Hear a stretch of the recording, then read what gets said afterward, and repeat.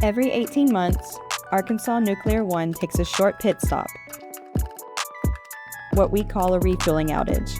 Think of it like filling up your car's gas tank, except instead of a few gallons, we're swapping out about a third of the reactor's fuel assemblies. It's our way of keeping the energy flowing efficiently and reliably for the next long run. But we don't just refuel and hit the road.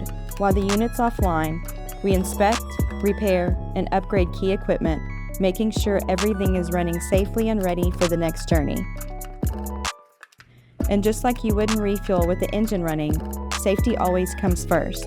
Every task is carefully planned, reviewed, and executed with precision, protecting our people, our plant, and our community.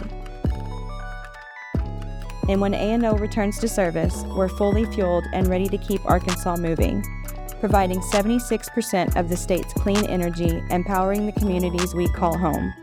At Arkansas Nuclear One, a refueling outage isn't just about fuel. It's about reliability, teamwork, and keeping Arkansas powered safely and cleanly for generations to come.